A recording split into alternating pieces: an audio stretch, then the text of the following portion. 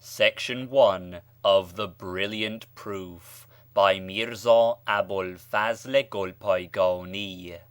The Brilliant Proof, Burhäne Lämé, in reply to an attack upon the Bahai Revelation by Peter Z. Easton, written December 28th, 1911, in Syria, by the pen of Mírzá Abu'l-Fadl Gulpáygání. He is the living, the self-subsistent. In these days, which are the latter days of 1911 AD and the early days of 1330 AH, I have seen a curious article which astonished me.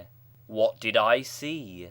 I find that one of the missionaries of the Protestant sect, who accounts himself among the learned men of the 20th century, a helper of the pure religion of Christ, and one of the civilized and cultured occidentals, by name Peter Z. Easton, has been so provoked by jealousy at the universal spread of the heavenly word of His Holiness Abdul-Baha throughout the vast expanses of Europe, that he has trespassed the limit of courtesy and humanity, and published an article replete with execration and calumny in the magazine Evangelical Christendom. Yea, jealousy has caused many to fall from the high station and lofty summit of courtesy, and thrown them headlong into the low depths of vain words and the writing of falsehood and slander. But the fire of jealousy has flamed in this person with even greater violence, for he has seen how that glorious man, Archdeacon Wilberforce, as befitting the station of men of learning and of eminence, has spoken of Abdul-Baha as master before a great assemblage, and introduced him with terms of glorification and commendation to a mighty gathering. Having considered the entire contents of the above article, I found the writer's sole aim to be an attempt to allay the fire of his jealousy by the mention of evil words and execration, to count himself as victorious by wielding the arms of calumny and falsehood, which are usually the only sword and sole weapon in the hands of a weak and ignorant opponent. The realization of this caused even greater regret and remorse, for I had never supposed that such traits and objectionable qualities could be manifested by souls who pretended to civilization and moral culture. Are there not enough revilers, calumniators, and prevaricators in the other parts of the world, that such should also appear from Europe? Should one accounting himself a teacher of good morals and a spreader of the superior virtues of Christianity characterize himself with a quality which is the most specific sign and attribute of Antichrist? No, by the life of God! Manifestors of such evil qualities do exist in the world, even as dawning places of glorious qualities are also visible and manifest, in order that the blessed words of the Christ, "Ye shall know the tree by its fruit," may be fulfilled, and that those who are akin to His Holiness Christ, upon whom be glory, may be distinguished from those who are contrary to him. His Holiness Abdul-Baha calls the people of Europe to the lofty attributes of humanity, but Peter Z. Easton teaches them libels, execration, falsehood, and calumnies. His Holiness Abdul-Baha summons the dwellers in the world to unity and harmony, but Peter Z. Easton invites men to division and inharmony. His Holiness Abdul-Baha lifts his blessed hands heavenward in the assemblage of prayer and invokes blessing and mercy for the people of Europe from the court of the Almighty. But Peter Z. Easton attempts to prove in learned magazines the remoteness of the people of the East from praiseworthy Christian qualities, and desires that torment and punishment should fall upon them. Abdul-Baha commands, "Speak evil of no one, and wish evil for no one." But Peter Z. Easton says that no one should wish well for or consider as worthy of grace a people whose number he himself estimates as 3 millions. I wonder, therefore, how we are to distinguish the good and evil fruits of the tree of existence, and how shall we comprehend and interpret the blessed words, "Ye shall know the tree by its fruits"? To my mind, there is no criterion but this, and Peter Z. Easton cannot teach otherwise. Consider the 34th verse of the 12th chapter of the Gospel of St. Matthew, where His Holiness the Christ says, "O ye generation of vipers, how can ye, being evil, speak good things? Yea, if it were possible for the sugar cane to yield a bitter fruit, and for the fragrant rose to exhale a foul odour, such signs as these, ye shall know the tree by its fruits, would never have been revealed in the heavenly books, and such distinction would never have been appointed as the correct criterion. Consequently, that which emanates from His Holiness Abdul-Baha consists in calling men to the principles of faithfulness and accord, and exhorting them to good morals and lofty attributes, while that which appears from Peter Z. Easton consists of varying degrees of falsehood, calumny, libels, execration, and the like. The purpose of all this is that the nature of each of the two persons may become manifest, that the fruits of the tree of existence may be distinguished, and men may find the true standard. Briefly, as this servant carefully perused and weighed the above-mentioned article, it was found that Peter Z. Easton, in his own supposition, has clung to 4 proofs in opposing the great Bahai cause. We will therefore mention these 4 points, and clearly show the falsity of his fanciful ideas in each instance. First, words of writers who in his opinion have made accusations against Baha'u'llah, attributing objectionable qualities to him. Second, the declaration that the teachings of Baha'u'llah are pantheistic and that pantheism is a false doctrine. Third, the statement that the intention of the Bahai religion is to re-establish despotic government, while despotism is the practice of tyrannical and forsaken governments. Fourth, that the Bahai religion is not able to show anything better or superior to other religions. In a word, what new things has Baha'u'llah brought which are not found in the Christian religion, and what is the need of distinction? Now, therefore, it is necessary for us to write an answer to the assertions made under the forementioned points, so that we may distinguish truth from falsehood and guidance from error.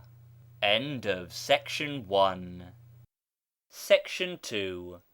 As to the first point, which is the testimony of narrators, this missionary, Peter Z. Easton, has relied upon the statements of certain persons who have written against the most holy beauty of Abha.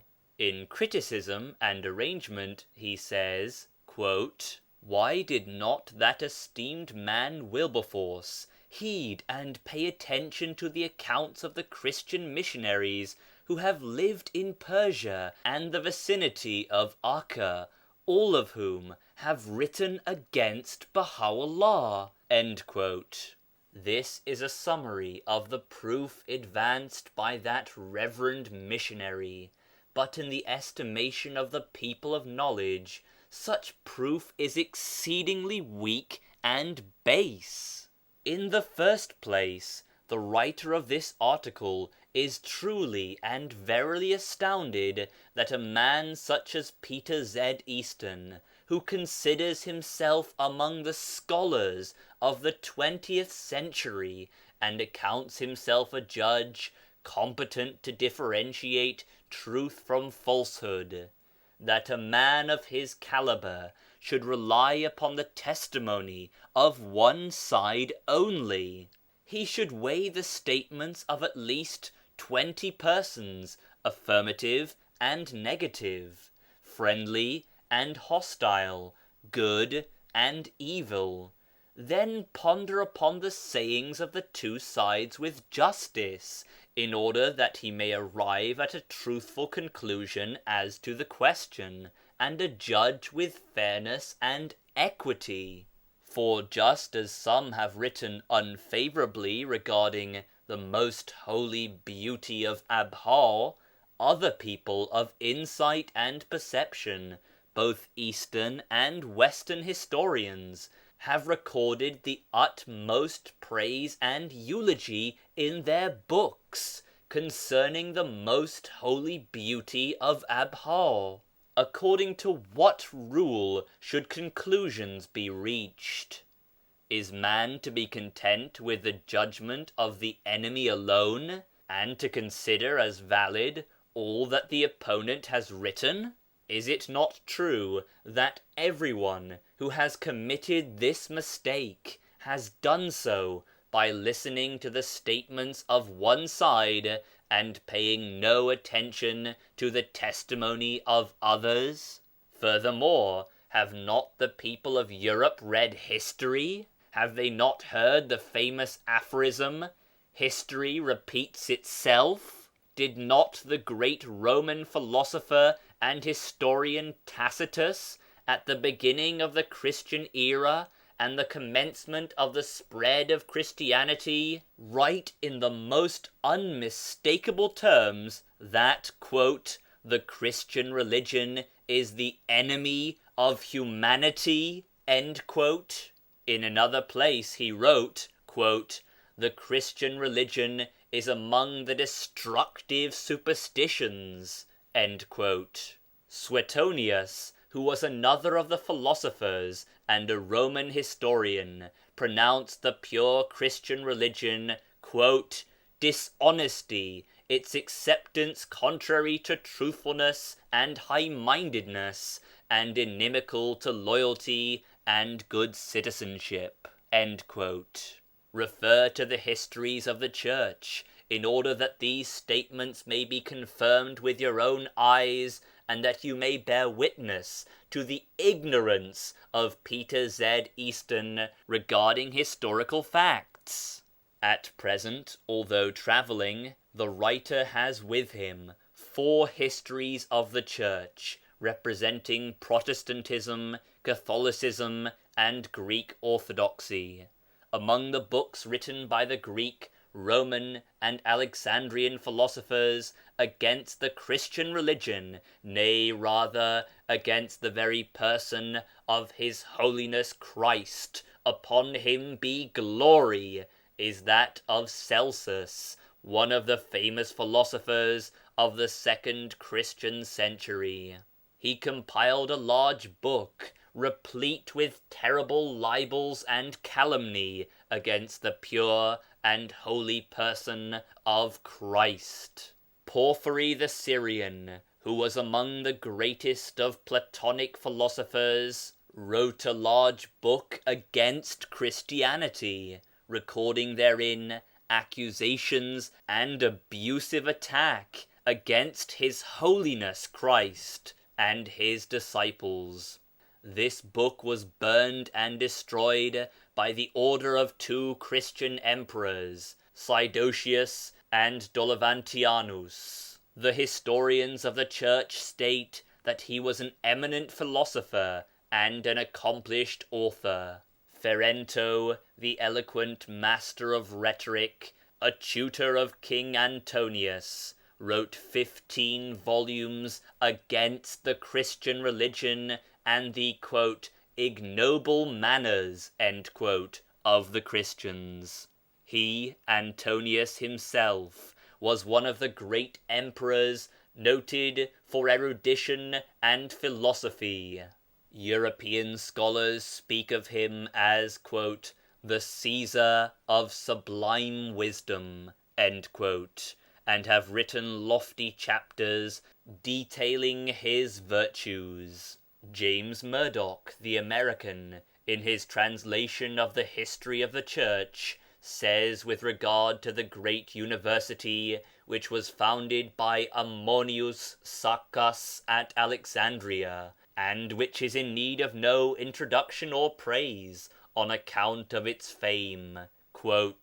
From this university graduated 2 erudite scholars of eminence. One was the Emperor Mark Antony, and the other was Epictetus." In short, this great and wise emperor, whose praises you have heard, spoke of the Christian people in terms of inimical pretenders, imperfect minds, bereft of virtues and praiseworthy qualities.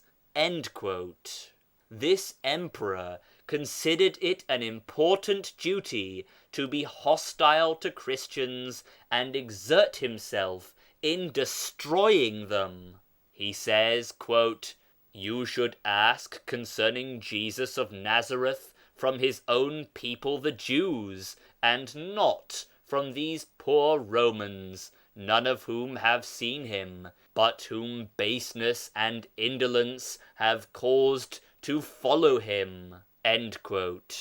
Emperor Julian, who was likewise an eminent philosopher, but whom the Christians designate Julian the Apostate, has written many books denouncing Christianity and criticizing the manners of the Christian community. He called them enemies of the world, of humanity.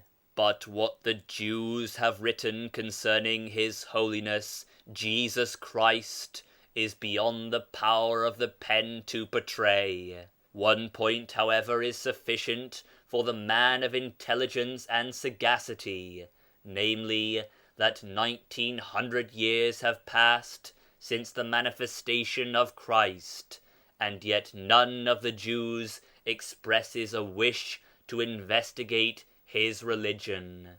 This well shows what the Jewish learned men have written concerning His Holiness, and what evil qualities they have attributed to him.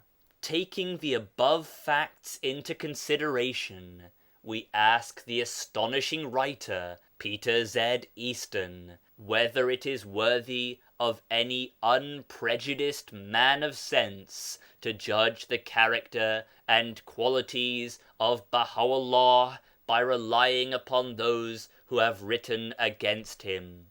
If so, how can one be expected to disregard what the above-mentioned hostile philosophers and eminent writers have stated concerning Christ, and trust in the text of the Gospels written by his disciples rather than the testimony of learned men engaged in investigating the qualities and characters of His Holiness? Is this not very astonishing?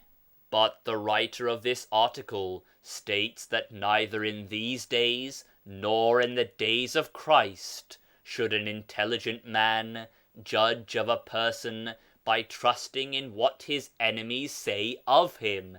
Nay, one should look at the deeds, actions, and traces of that person, and reflect upon that which has emanated from him, thus recognizing as the right criterion Christ's own saying, "Ye shall know the tree by its fruit." For it is self-evident and proven thousands of times that every great personage finds many enemies who are jealous of him, and when an enemy feels himself impotent, he clings to slander and calumny and engages in libels and execration. Hence it is said by wise men, "Evil speech is the weapon of the weak."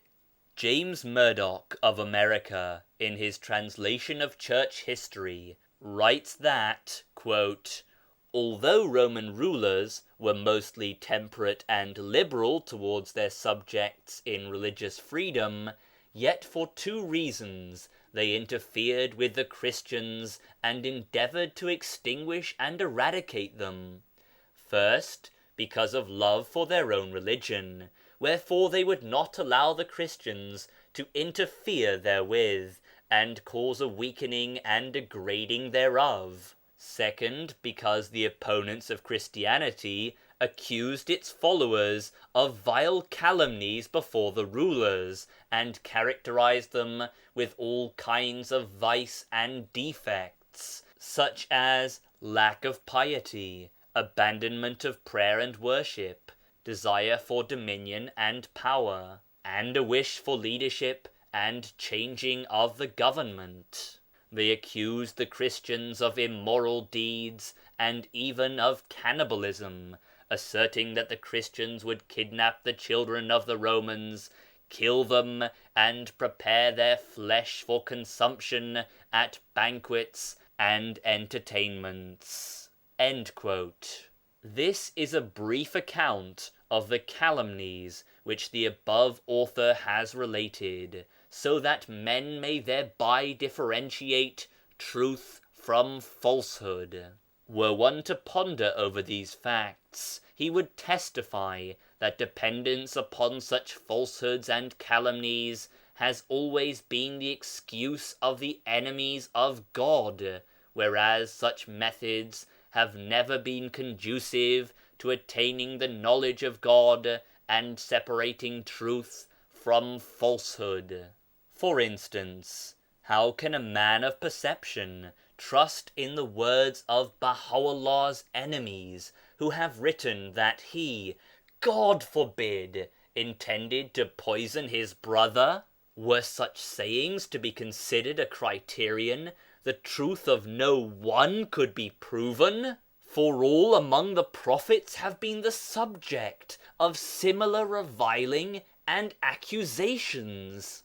Moreover, jealousy and enmity entertained by Mírzá Yahya the Azal for Baha'u'llah dates back to the time of their residence in Baghdad, when in that city Yahya witnessed the shining traces, tablets of the sacred being, whereby he assisted the cause of God, caused the penetration of the word of God, effected the gathering and union of the beloved, and resisted the schemes and deceitful activities of the enemy. Azal himself, fearing for his life, which tendency is the most specific quality of the people of falsehood, did not dare to appear nor to associate with people.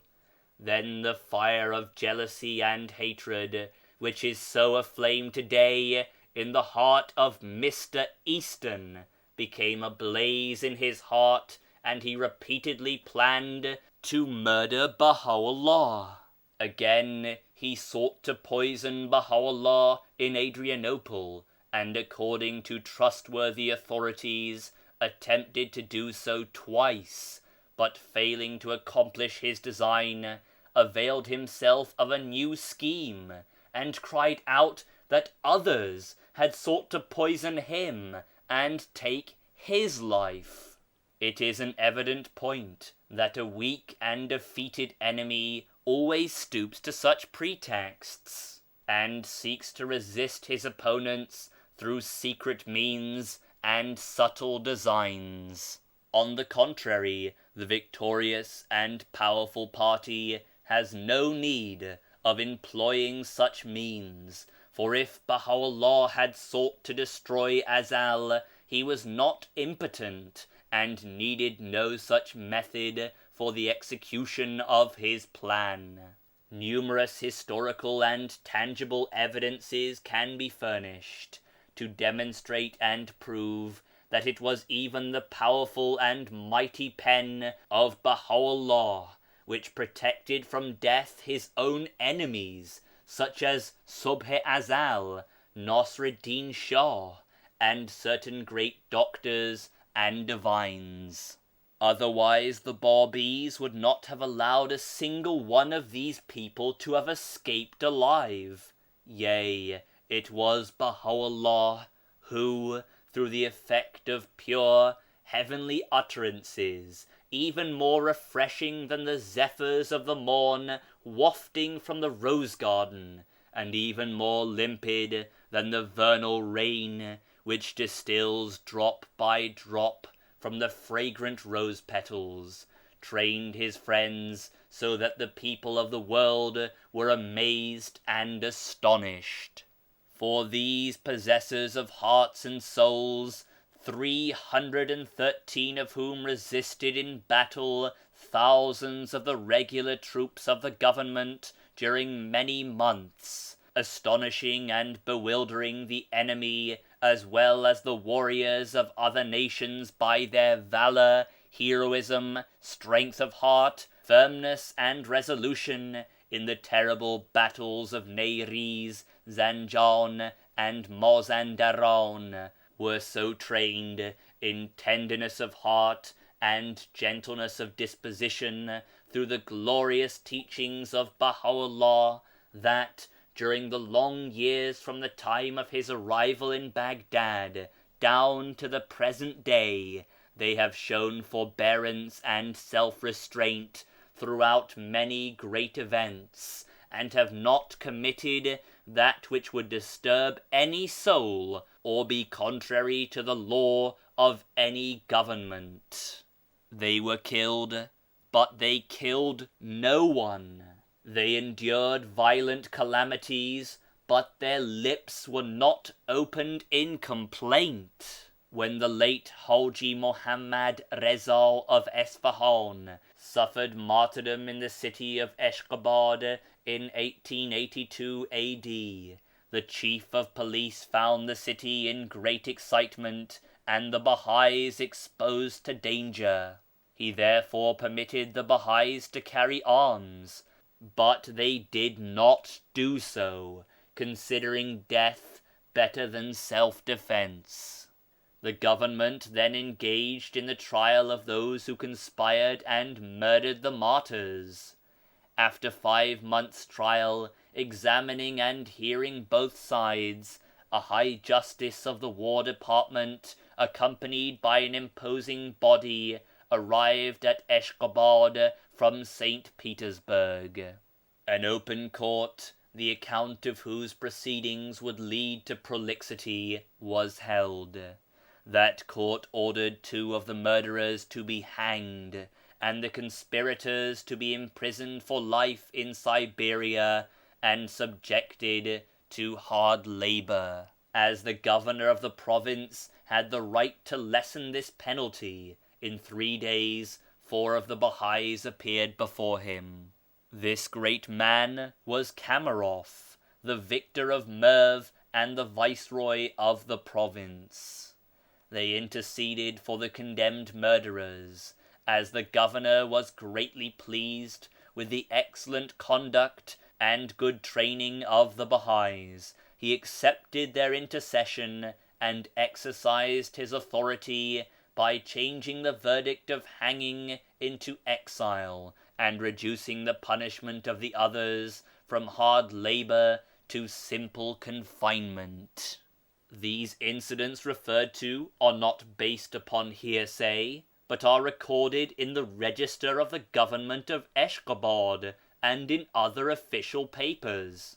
Now, could such a pure morality, kindness and gentleness, such training and noble conduct be inculcated by one who had attempted murder and who sought to poison his own brother? What then becomes of the words of His Holiness Christ, "Ye shall know them by their fruit"? And what becomes of the criterion embodied in the words, "Thou makest righteous by thy words, and thou judgest by thy sayings"? Should hatred for the people of Baha cause one to deny all reliable criteria and rules of judgment? It is for ye to judge. End of section 2. Section 3. As to the second point, which is Peter Z. Easton's statement that the creed of the Baha'is is pantheism, this likewise is a manifest calumny and a false accusation, displaying his ignorance of the subject of pantheism. For the teachings of Baha'u'llah in no manner resemble pantheism.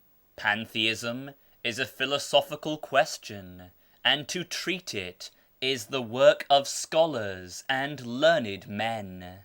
It has nothing to do with the function of revelation or the station of the founders of religions.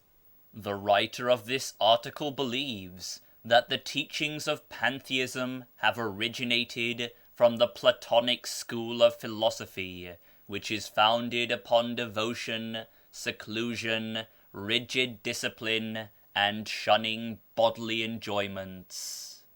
The same philosophy is the source of celibacy in Christianity and Sufism in Mohammedanism. It was transferred from the Brahmins of India to the philosophers of Athens and to the Platonists of Alexandria, who became known as the Neo-Platonists. This late Platonic school held that the reality of the spirit, which is an active essence, effective throughout the world, is but one indivisible reality.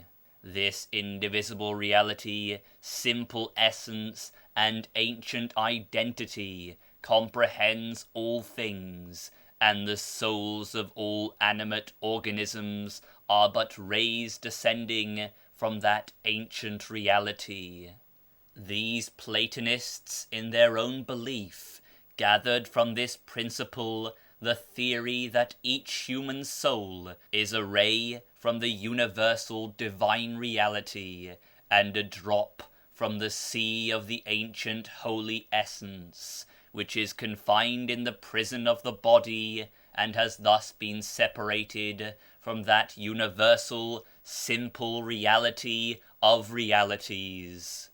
Thus they taught that a seeker of perfection must devote himself to severe discipline, such as vigils, successive prayers, fasting, abstaining from physical luxuries, and denial of material bounties, in order that he may release his soul from the bodily prison, cause it to unite itself with the ancient reality of realities, and reach the apex of eternal bliss.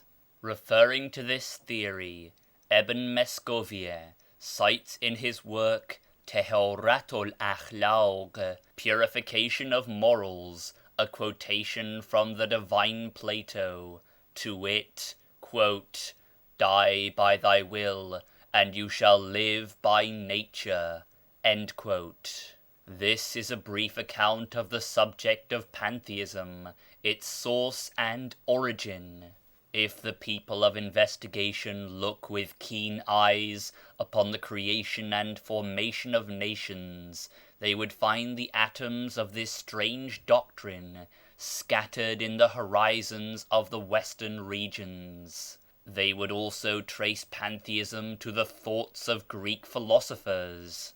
References thereto have come down to us through treatises and essays of scholars, and descriptions thereof are to be found in various books and writings.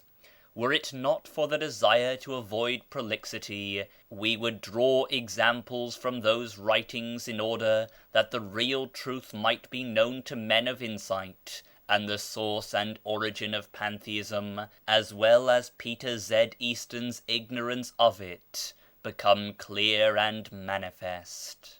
His Holiness Abdul-Baha, in the book Some Answered Questions, has clearly shown the plane of those who believe in pantheism, for he has mentioned the followers of pantheism as opposed to the prophets and messengers, and has removed all causes for such superstitious beliefs. Reference to page 327 of that book will thoroughly expose the shallowness of such false accusations. As to the third point, this refers to Peter Z. Easton's statement that the outcome of the Bahai religion is a return of despotic rule.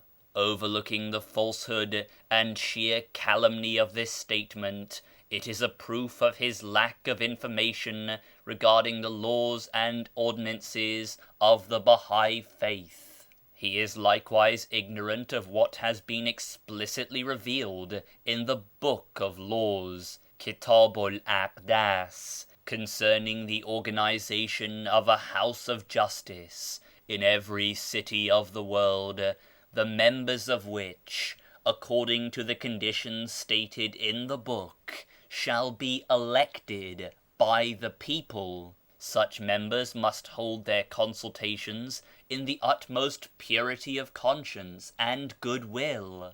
Moreover, in the Glad Tidings, which is one of the well-known tablets of this most great manifestation, the substance of the last paragraph is as follows, quote, "Although a republican form of government profits all the people of the world, yet the majesty of kingship is one of the signs of God.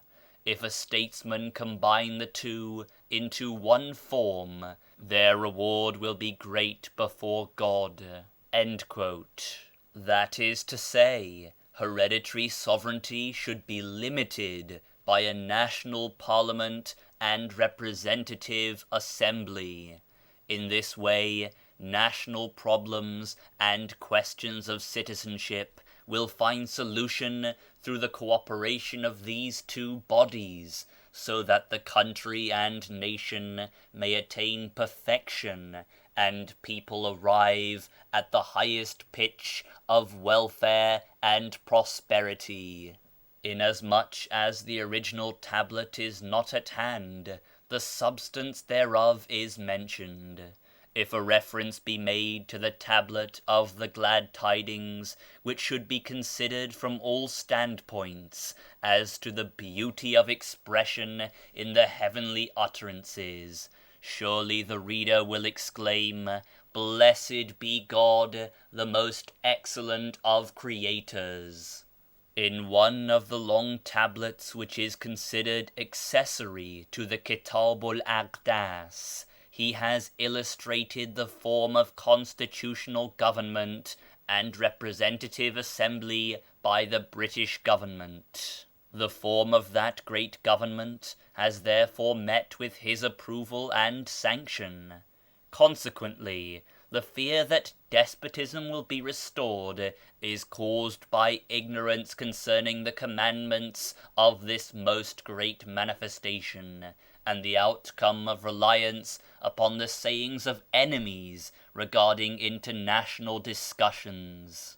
As to the fourth and greatest point, he says, quote, "What new command is there in the Bahai religion which is lacking in Christianity?" End quote. Although this question is an abstruse one, which cannot be fully comprehended by a person unless he be well versed in the books of the two peoples, yet we will expound it clearly in such a way as to be easily understood by every soul, and we will explain the specific features of this great movement and prove the necessity of this most holy manifestation for the comfort and upbuilding of the world. Thus may disinterested persons attain insight, and every just one arise in thanksgiving for this great bestowal of God the All-Glorious. It is evident to every perceiving soul that the world of humanity will attain perfection, and that happiness and welfare, the desire of nations and goal of all hearts, will be ensured when religious differences and sectarianism, the cause of alienation and estrangement of the people, are utterly removed from the world, and all estrangements and schisms, such as racial, patriotic, and political divisions, etc., are dispelled from among men. Thus may men become as brothers, loving and kind toward each other. These terrible wars, which are the greatest catastrophes of humanity and civilization, will disappear. The vast sums, the expenditure of which is undoubtedly the cause of impoverishing men and destroying the world, will no longer be devoted to destructive pursuits and infernal machinery. This question is so clear and lucid that the most deficient mind can pass judgment upon it. Nevertheless, this condition has been confirmed by the divine glad tidings and established by heavenly prophecies. For the holy books contain explicit record that in the great day, which has been exalted by various names, such as the last day, the time of the end, the latter day, the day of the Lord, etc., the glorious Lord will descend, and will unite all nations in the worship of the one God. He will so train all men in lofty and spiritual qualities that warfare and conflict will be uprooted, rancor and hatred will be replaced by sociability and peace, and implements of war be changed into farming and trading tools. This is a brief statement of the promises of the prophets concerning the latter day. It is self-evident that all nations are awaiting and anticipating the advent of such a day and the coming of such a great cause. Nay, they pray and supplicate God to hasten its arrival. But the greatest obstacles among the nations are the signs and conditions which shall appear with the praiseworthy manifestation and promised day.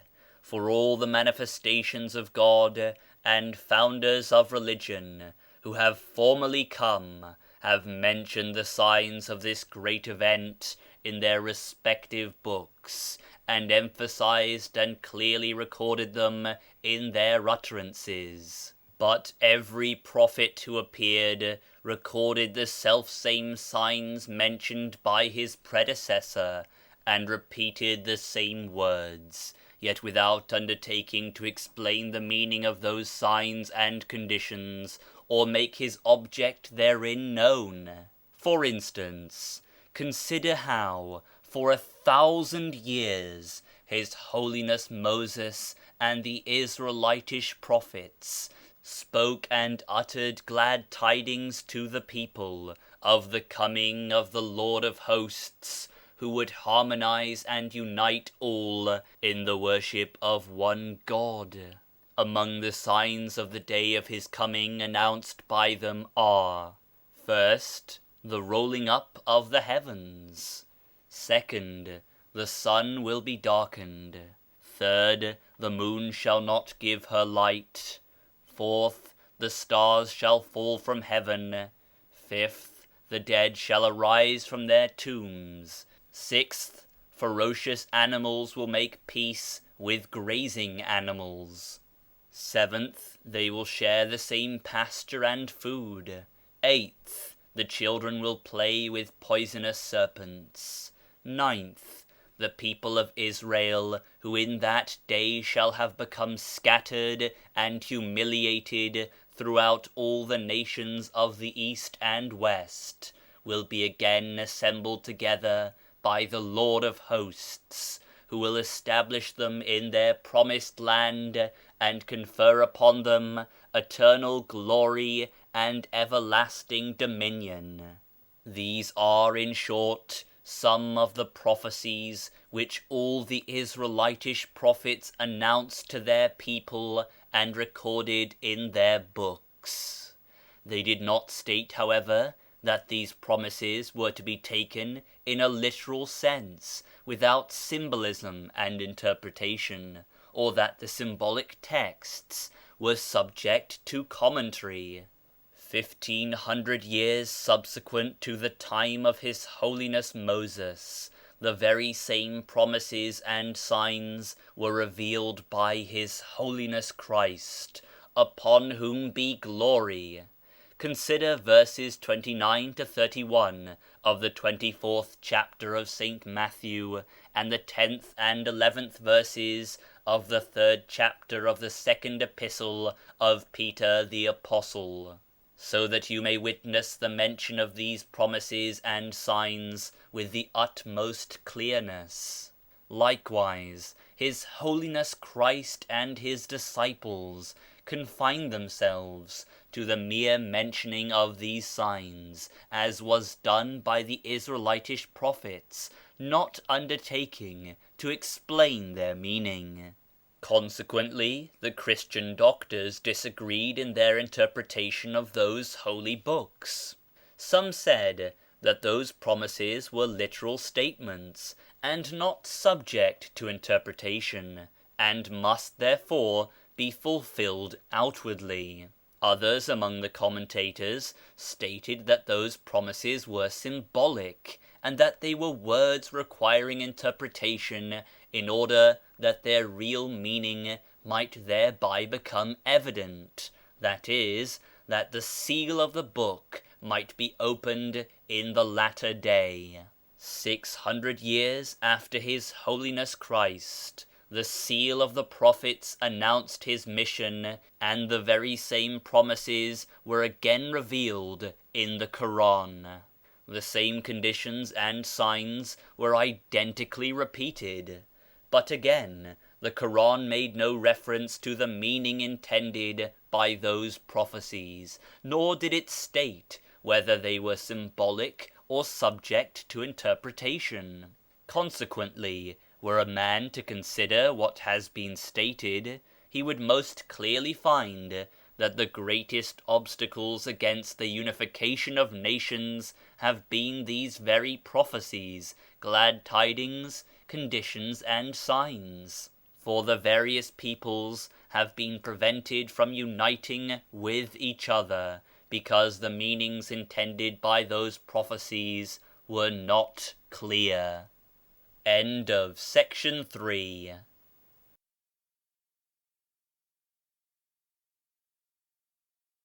Section 4.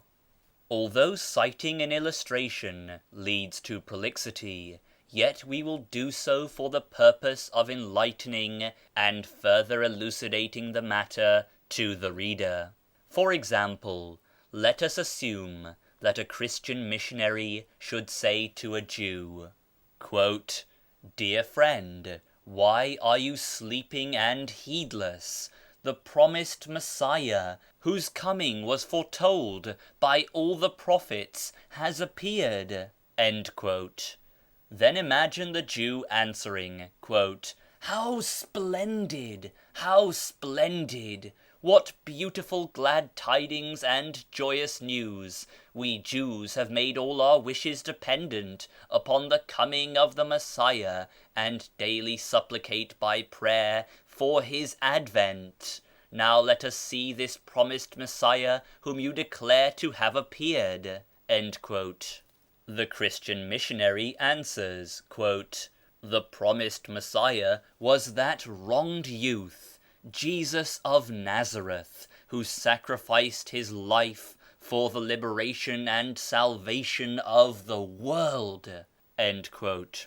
The Jew would reply, quote, "O esteemed teacher, clear signs are recorded in the holy books regarding the appearance of the Messiah, none of which came to pass. We Jews have not found our religion so easily that we can relinquish it carelessly. You consider yourself a teacher of the holy books. See then in the heavenly books the words that at the time of the coming of the promised Messiah the sun will be darkened, the moon will turn into blood, the new heaven and the new earth will become manifest, the stars will fall, the dead will arise. Where and when did these prophecies become fulfilled during the day of the Nazarene, and who saw them? Furthermore, let me show you numerous passages wherein it has been clearly revealed that when the promised Messiah appears, he will gather together all the Jews scattered throughout the world, and he will save them from the great humiliation, execration and tyranny which they suffer. Then he will establish them in the Holy Land and confer upon them dominion and eternal glory. Now tell me, when did Jesus of Nazareth accomplish such a thing? Nay, through his manifestation the contrary came to pass, for we were established in the Holy Land, but we have become scattered through his coming. We were esteemed, we have become humiliated. We were assembled, we became dispersed. We were blessed, we became afflicted with curses. All this was contrary to the promises given to the Israelitish people, so to accept Jesus would be to deny those glorious prophets." End quote. In brief, at this point in the conversation, the Christian missionary would fail to answer the Jew, for he himself does not understand the real meanings of these glad tidings. How then could he explain them to the Jews and cause them to be convinced and assured? Therefore, during this long period, the missionaries of the Christian religion have attempted to discomfit and confound the Jews, yet without traversing the pathway of true knowledge and real proof. Instead of bringing them near the Gospels, they caused them to be annoyed and further removed. It is therefore recorded in church history that during this long period, that is, since the conversion of the great Constantine down to our time, both in the days of Charlemagne and during the Crusades, they repeatedly attempted to force the Jews to accept Christianity, but in the end they failed. Now, had they known the meanings of these glad tidings, there would be no need of using force and compulsion. Similar to this is the attitude of the Muslim toward the Christian. When the Muslim desires to prove the truth of the mission of the seal of the prophets to a Christian, he refers the Christian to the signs recorded in the 24th chapter of St. Matthew. Then that Muslim, not understanding the meanings thereof, is forced to say that this gospel in the hands of the Christians is not the original gospel which descended with Jesus, upon whom be peace. As you readily see, the Muslim will clearly prove in word and writing that this gospel has been interpolated by the Christian scholars, and that it has been attributed to His Holiness Christ. In this case, the Christian, to whom the reality of the gospel is evident and manifest, and the love of this holy book firmly established in his heart, will be amazed at the incorrect answer of the Muslim. Instead of fellowship and friendship with the Muslim, the Christian becomes an enemy of the Islamic religion and an opponent of the Mohammedan people. In short, one of the great obstacles to the unity of the nations is this difficulty, which has been explained by the foregoing illustration. All these abstruse problems are involved and explained in the statement that because the Christian missionaries do not understand the real meanings of the books of religions which have appeared prior to the manifestation of His Holiness Christ, upon whom be peace, therefore they cannot guide others to their own religion. This has become evident and manifest.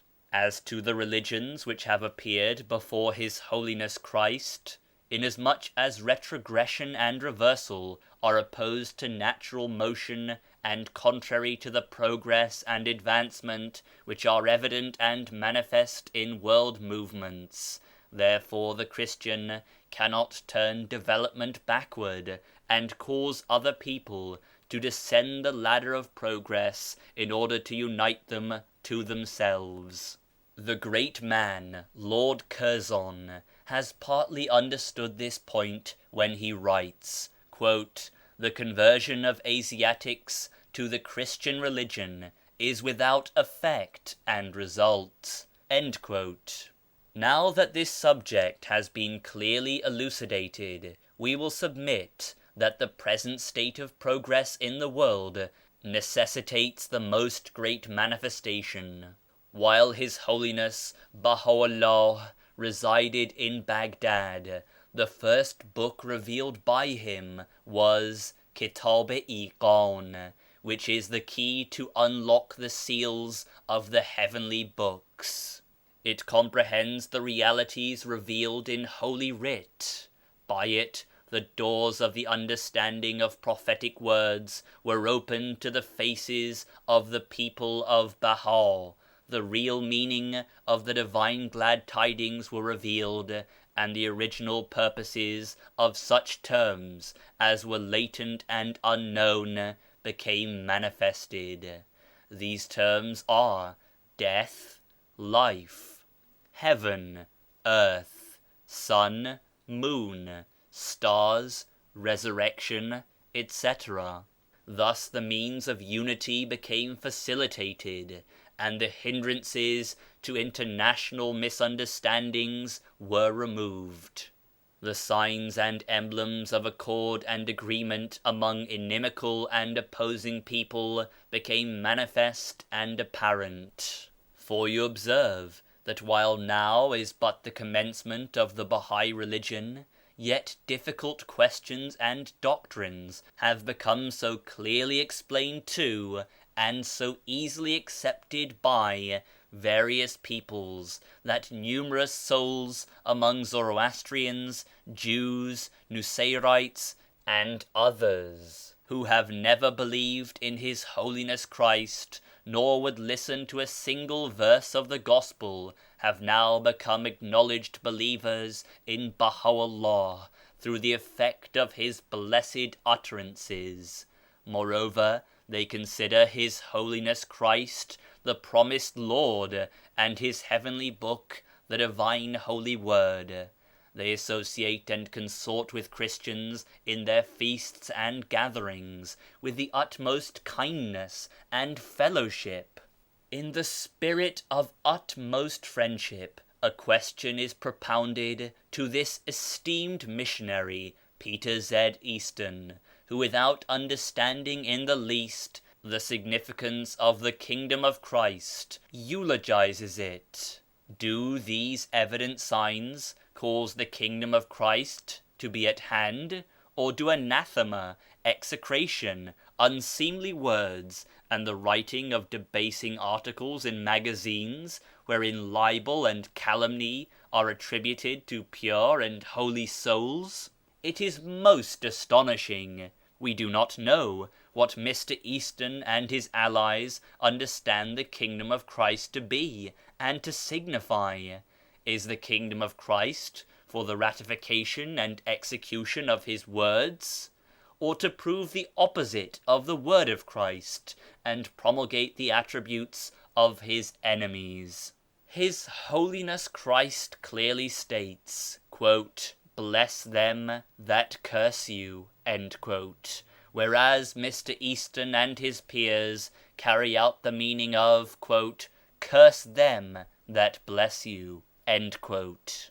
The soul who seeks benediction and mercy they characterize with most unseemly words and desire for him evil and perdition. Baha'u'llah proves to the unbelieving nations that His Holiness Christ was the Son of God and the Word of God, whereas Mr. Easton and his peers pronounce him the Antichrist. Strange!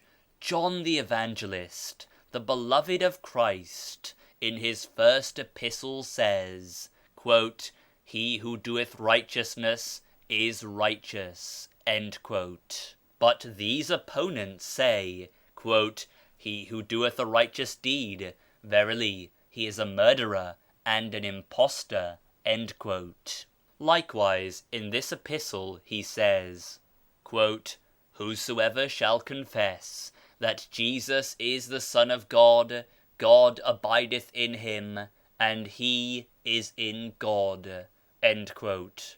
But they say that one who, according to their own admission, has convinced 3,000,000 souls and made them believe that Jesus was the Son of God and the Word of God, is deprived of the knowledge of God and has no portion of the fragrance of God. Is it not always clearly shown and positively proven that in this day we should understand by the words, "Ye shall know the tree by its fruit," in the Sermon on the Mount, that the purpose of His Holiness Christ was that we should not pay heed to false accusations, or listen to that which the people of prejudice spread among men? Nay, we should consider the deeds of every person the correct criterion, and through this balance differentiate between truth and falsehood. End of section 4.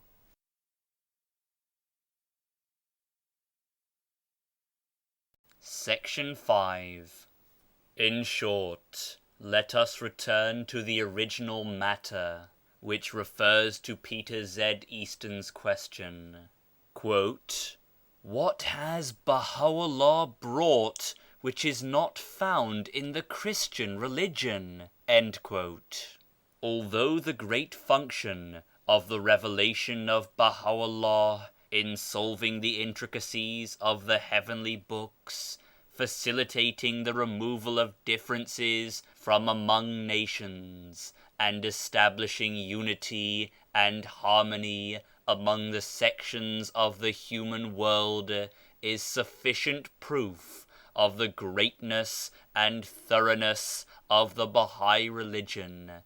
Nevertheless, we will now consider the laws and ordinances of this religion, explain their specific virtues, their benefits, and good results.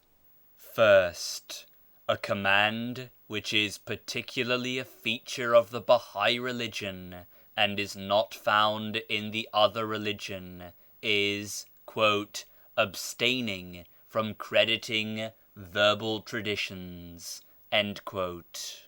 It is well known to men of learning that it was a verbal tradition which divided the Jews into two great sects. Such traditions are the basis of the Book of Talmud and caused the division of that one nation. One of the two schisms, called the Rabbinim, looks upon the teachings of the Talmud as the law which needs to be followed, and considers it the greatest means for the preservation and permanence of the Israelitish people.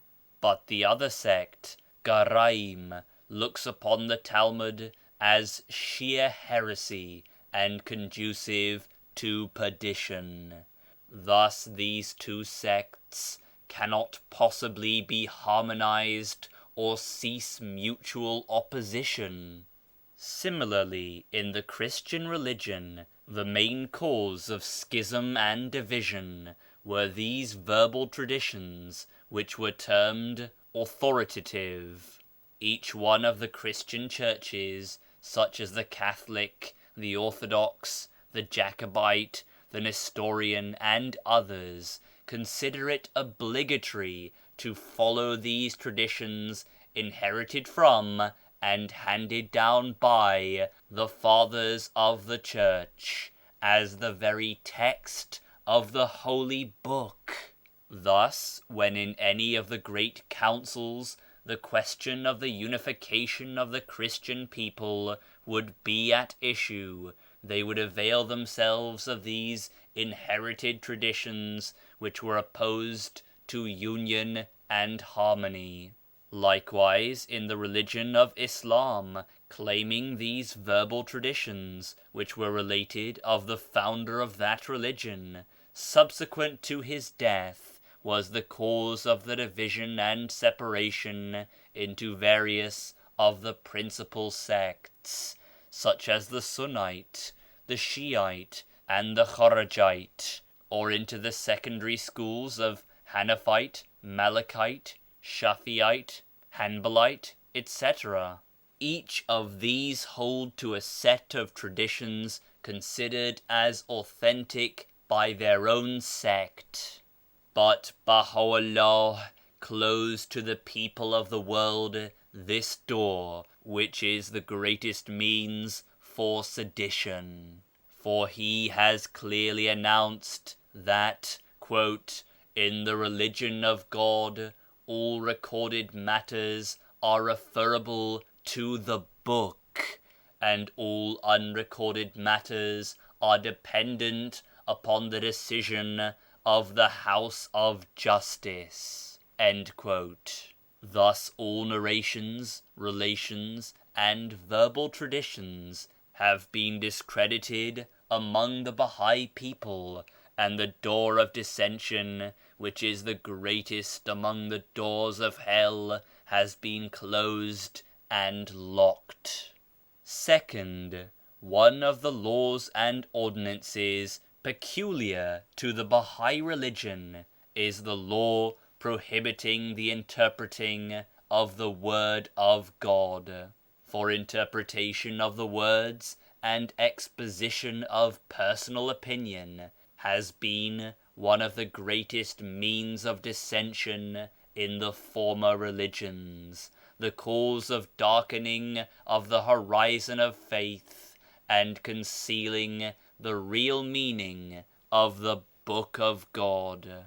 It is an evident fact that learned men differ in their minds, and the natural gifts of sagacity and intelligence, or the lack of understanding and comprehension, vary in degrees among them. Thus, when the door of interpretation and perverting of the words from their outward meaning is opened, strange opinions and curious contradictory interpretations will result, and different sects will arise among the one people and one religious community.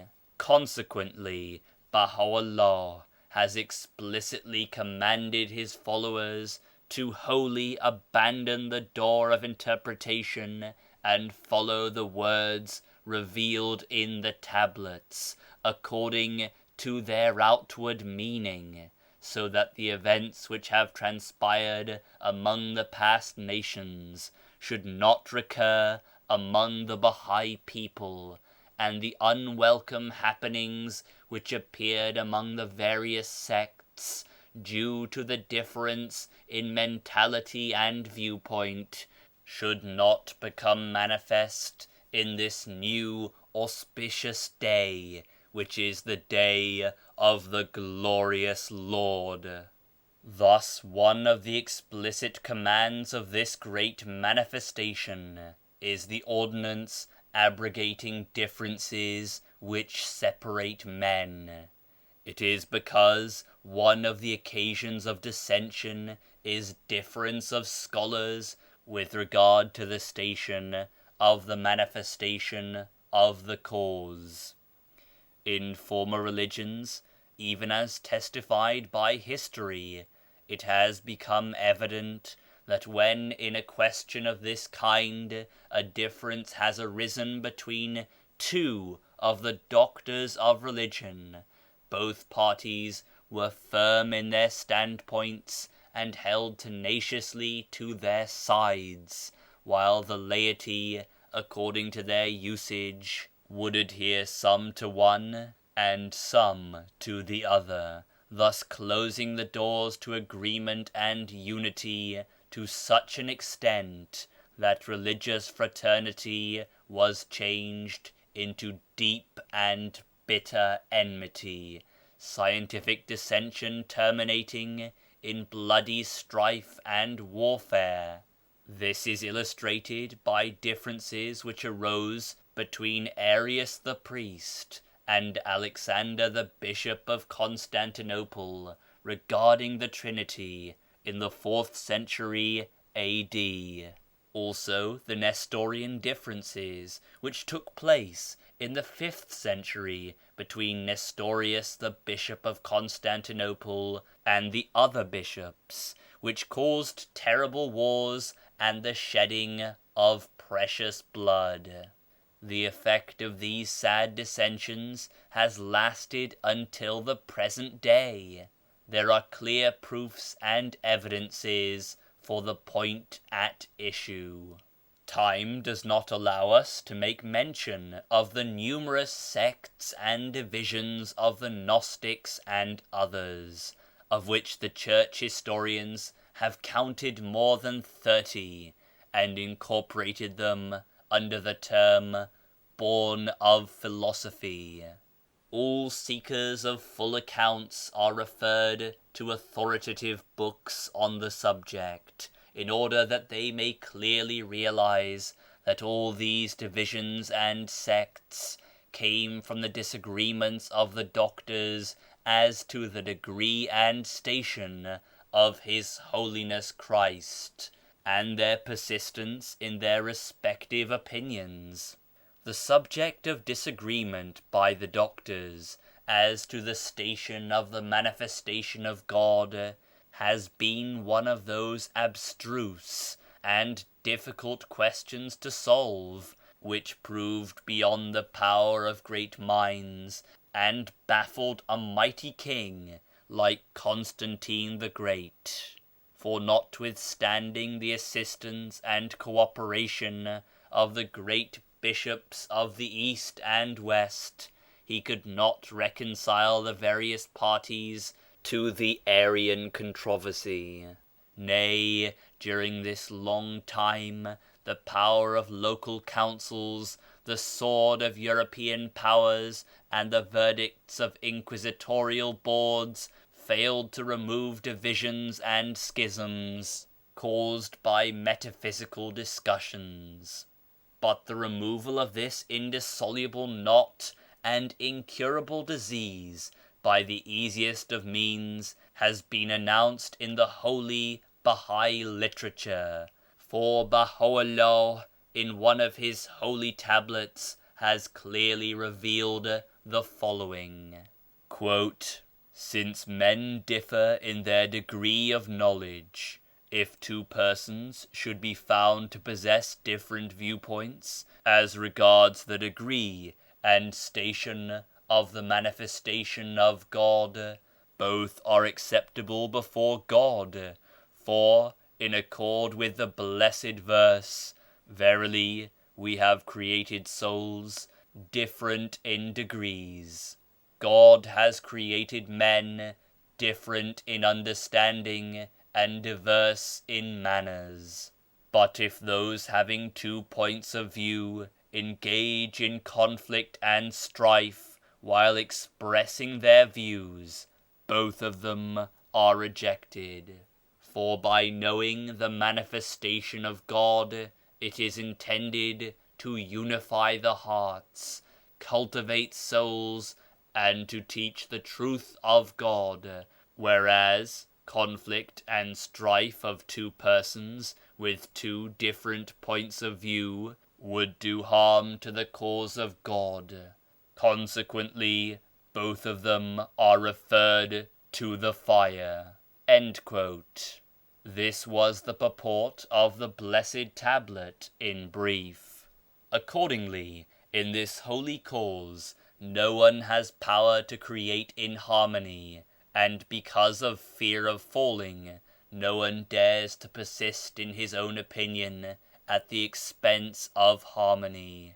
Fourth, among the specific laws clearly laid down in the cause of Baha'u'llah is the law prohibiting slavery. No mention of this is made in other religions, as none of the former heavenly books has forbidden this traffic. All the humanitarian instincts which actuated the great powers to abolish and destroy it could not withhold the common people from this abominable practice, which has cost the government and nations great trouble and expense. For instance, the freeing of the slaves constitutes one of the important responsibilities of the Egyptian government. This necessitates a heavy drain upon the state treasury. Furthermore, the trial and indictment of those guilty of this nefarious traffic brings great affliction and often ruin upon many noted families. Fifth, among the laws peculiar to this great cause is the law making it "obligatory upon all to engage in allowable professions as a means of support, and obedience to this law is accepted as an act of worship." End quote. Were a man of insight to consider this strong command, he would testify to the great benefit it contributes towards regulating the affairs of civilization and removing impediments and calamities from human society. For it is evident how in this present day innumerable souls designated as monks, anchorites, hermits, religious devotees, dignitaries, and others, although sound in body and limb, abstain from occupation and trade, passing their time in indolence and idleness, and living upon the proceeds of other men's labor. In reality, such men as are atrophied limbs upon the body of humanity, and a heavy burden to the men of industry and agriculture, when by a law of religion these innumerable souls abandon idleness and indolence and engage in useful occupations, one can well realize how much this will contribute to the commonwealth and remove the difficulties of the body politic. Sixth, the law making the education of children of both sexes compulsory. This law is also one of the commands explicitly revealed in this most great cause, and concerning which no mention is made in any of the other religions.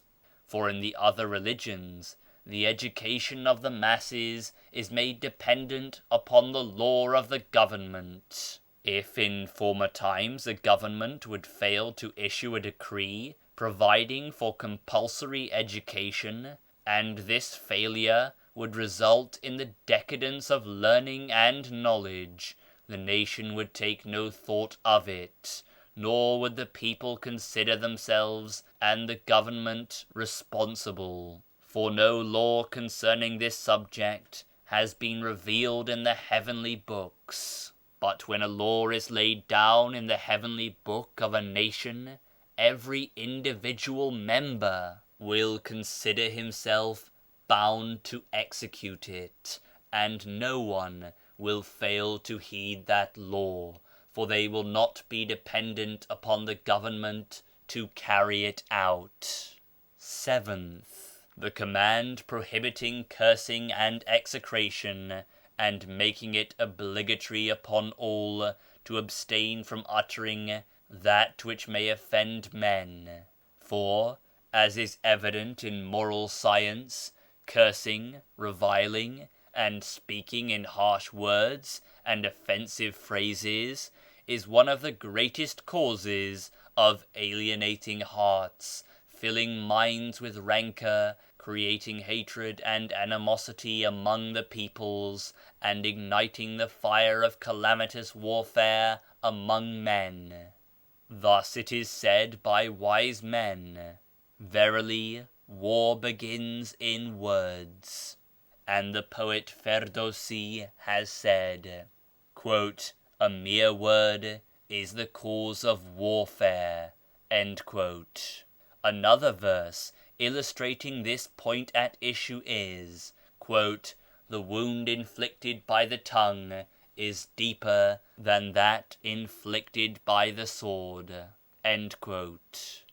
Were one to ponder over the differences and schisms already spoken of, which arose among the Christian peoples, creating different sects and schools, such as the Arians, Nestorians, Gnostics, and others, kindling the fire of terrible battlefields and violent calamities, he would clearly find, from the testimony of authentic history, that the principal and initial cause of such divisions and disasters was the difference of opinion between two religious doctors, which would result in discussion and controversy. In order to overcome his opponent and demonstrate the correctness of his own view, or because of believing his own opinion correct, each would so persist in his attitude that it would finally lead to harshness towards the other. This harshness would gradually lead to insinuating remarks and annoying statements, which in time would culminate in reviling, execrating, fighting, and even bloodshed. Now the harmful outcome of these religious fights and their evil effect upon human society needs no mentioning here, for the calamities caused by these differences during the past ages are recorded in the historical books of every nation, and the hardships which have continued down to our time as the painful result of those dissensions are evident to men of understanding.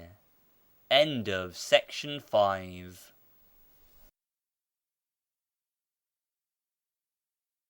Section 6.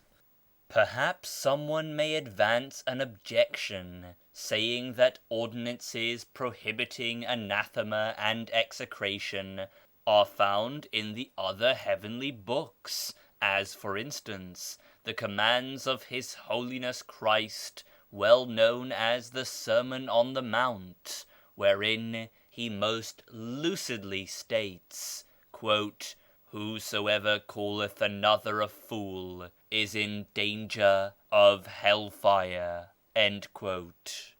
In the Quran it is stated, quote, "Curse not those who claim spiritual mission, without the permission of God, thus without knowledge, cursing God as an enemy."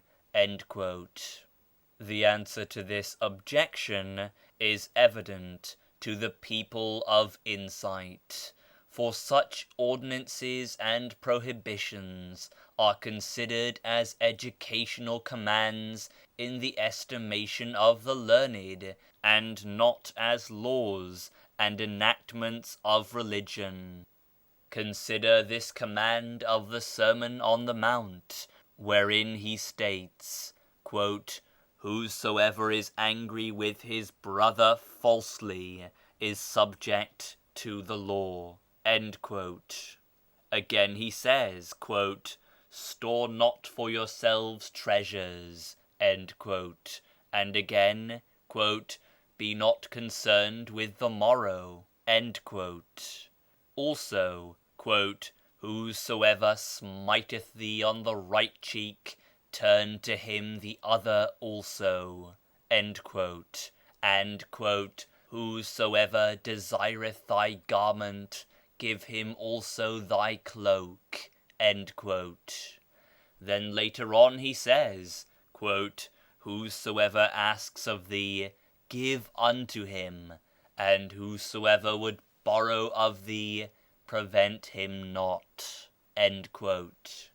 It is fully evident that the learned men and doctors of the Christian and Mohammedan religions have not considered these ordinances as imperative.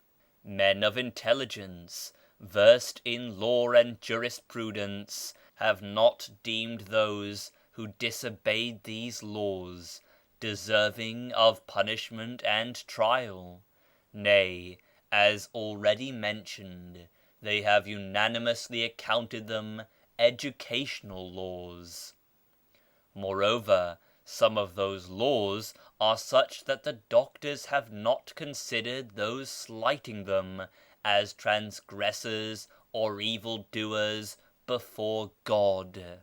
For instance, "If anyone smites you upon the one cheek, turn to him the other. He who begs of you, give to him. He who seeks to borrow from you, do not refuse him."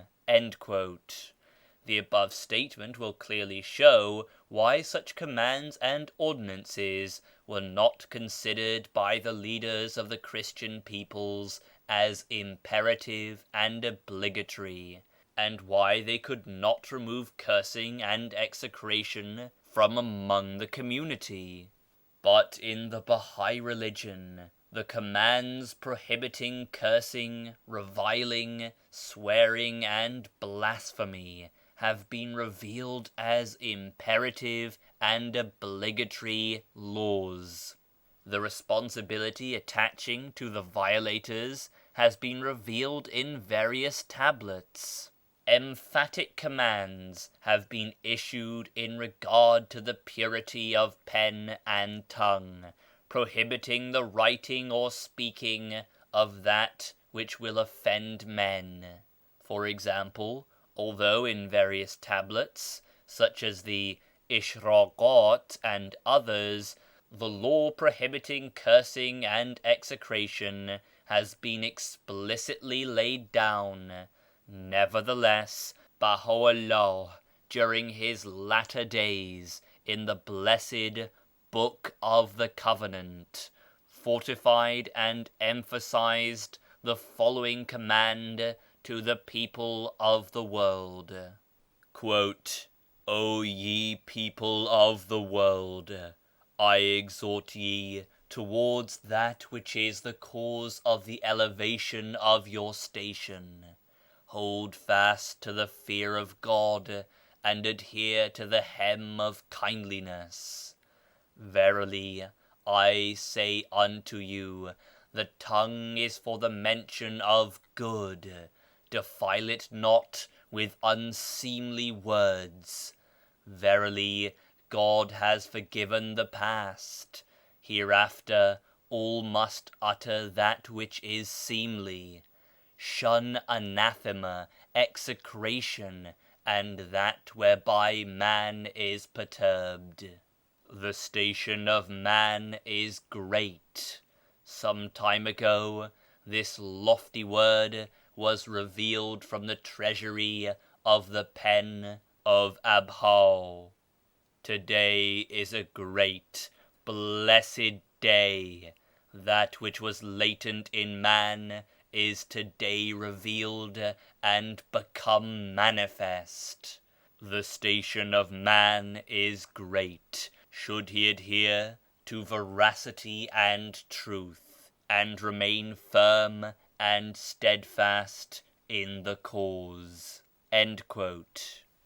Every intelligent soul who reflects upon this utterance, "Verily, God has forgiven the past. Hereafter all must utter that which is seemly.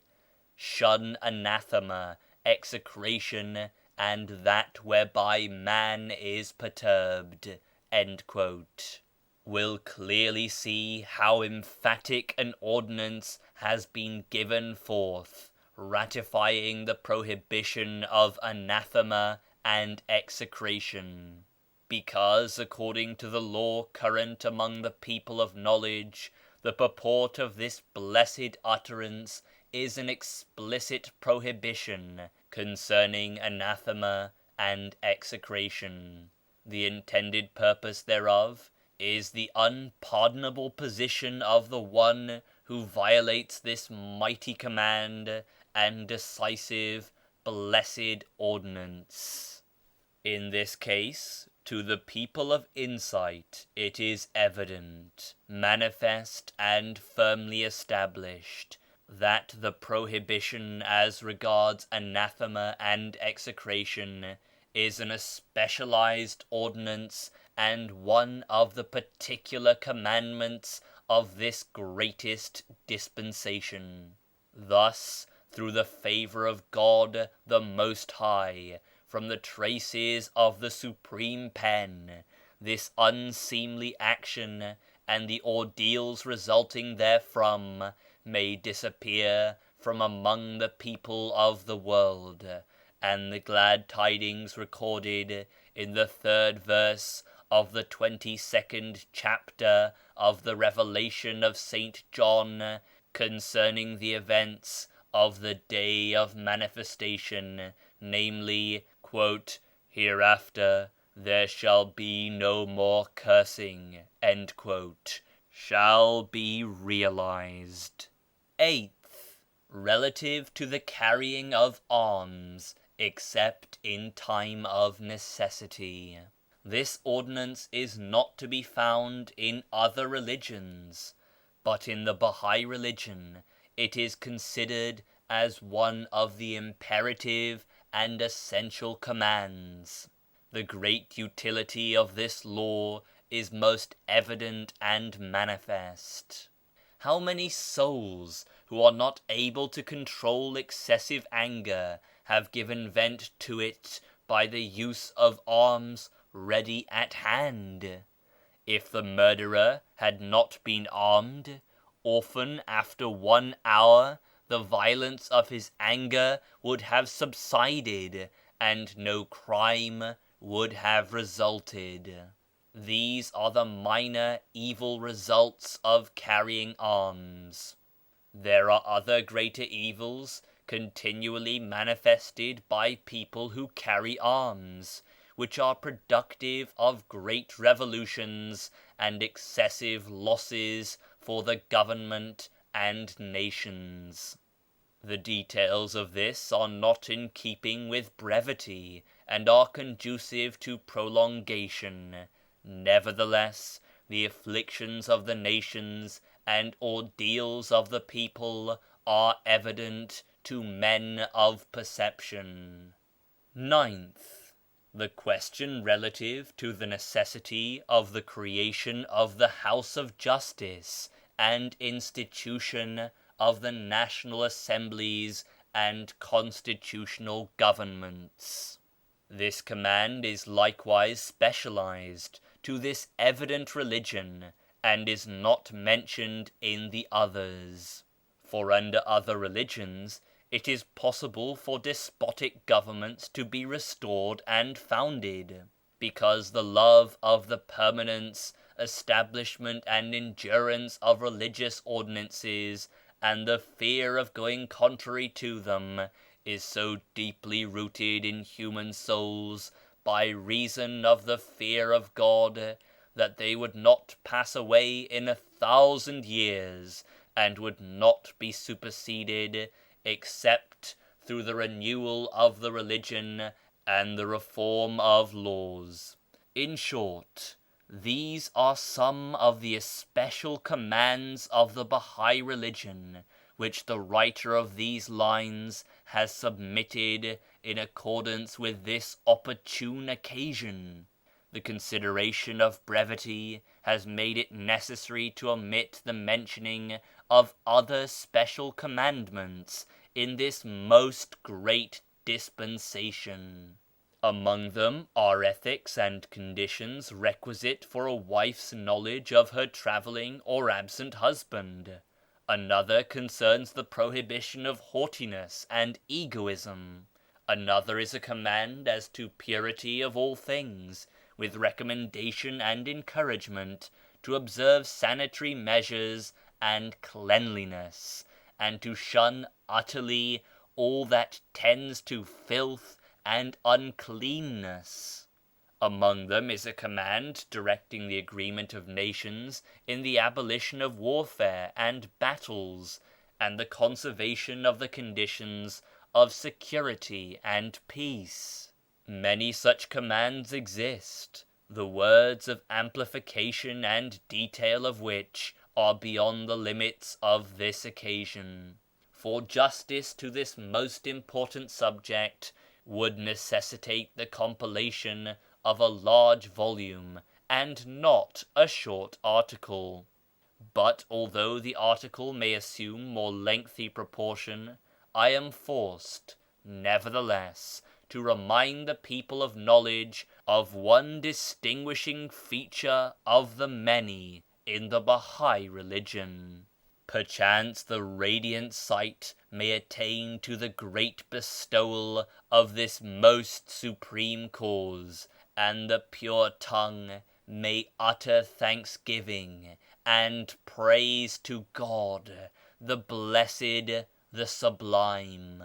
It is this: one of the abstruse problems of social philosophy is the prevention of monopoly and wealth control by certain individuals. This subject has been discussed by the philosophers of the world for many years. The wise men of Europe and America, especially the socialists, in endeavoring to solve this abstruse problem, have entered into minute discussion and deep analyses. The governments of Europe and America have given the subject exhaustive attention. Nevertheless, they have not yet agreed upon any opinion, and have not reached a consensus of remedy for the solution of this seemingly insurmountable question. But if a soul should ponder and reflect upon the divine institution concerning the question of heritage and the modus operandi of the distribution of legacies among heirs, according to the laws of this dispensation, he will see that this all-important problem has been solved in the simplest manner. The distribution of wealth among the nations has been established according to the best method. Inasmuch as the matter of death among mankind is an unavoidable event, if the distribution of the estate left by those who ascend to God should be effected according to this divine recommendation, it will be impossible for wealth to be accumulated by the few, or for any particular family to exercise a monopoly, leaving others deprived and afflicted by poverty and want. For the mighty lawgiver has dealt with this important affair in this manner. He has divided the heirs of the deceased into 7 classes, including teachers, who are the spiritual fathers of enlightened individuals in the world of humanity. The heritage is divided according to the number 2520, which is the lowest number comprising the integral fractions of 9. Under this division, the 7 classes eligible to legacies are as follows: first, offspring; second, wives; third, fathers; fourth, mothers; fifth, brothers; sixth, sisters; seventh, teachers.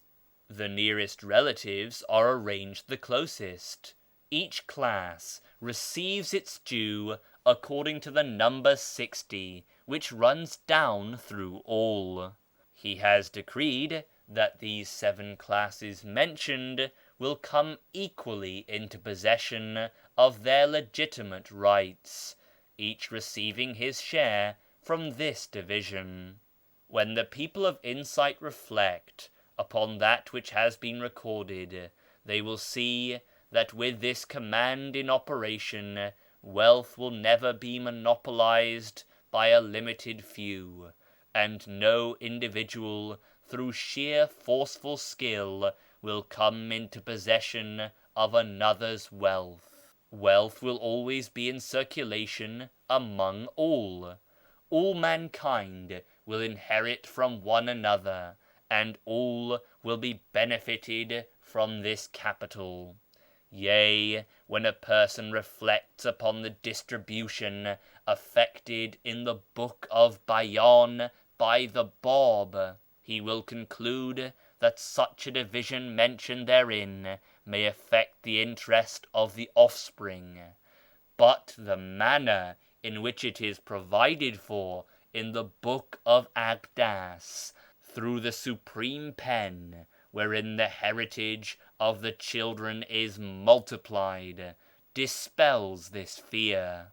To all people of insight it is evident that in this most great cause all the means of comfort for the nation have been provided, and a plan of readjustment for the affairs of the people of the world from all standpoints has been established.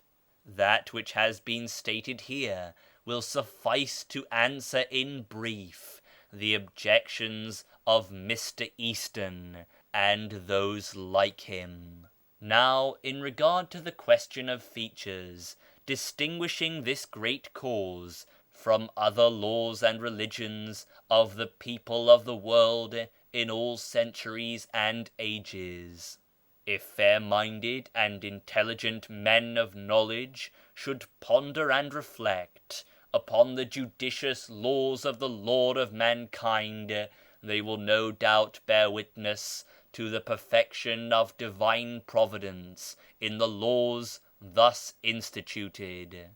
For instance, these 3 firm and irrefutable ordinances, namely, first, the question of heritage and the question of socialism solved; second, the question of universal peace and international agreements regarding the disarmament and conserving expenditure now devoted to implements of war; third, the question of all being commanded to acquire a profession, art or trade, whereby they may earn a living, thus lightening the burden of expense to those upon whom it falls, such as farmers, laborers, and others. This expense is created by the idlers and unemployed members of the human family. These fair-minded and intelligent men will also testify that the readjustment of the world and the salvation of mankind from great dangers is conditioned upon following the commands of this most great manifestation. Thus will they utter the blessed words, Blessed is God, the possessor of the dominion and the kingdom. Now at this point we bring our words to an end, and at the closing of this statement we beseech God, the Blessed, the Supreme, to bestow upon Mr. Easton and other deniers, through His infinite mercy, the light of insight and knowledge, in order that they may glance at that which has been submitted in an impartial and disinterested spirit. Thus may they become informed of the reality of the divine cause, and be guided to that which is the source of salvation, life, glory, and prosperity.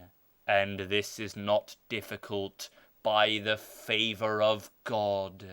Written December 28th, 1911, in Syria, by the pen of Mírzá Abu'l-Fadl Gulpáygání. End of section 6.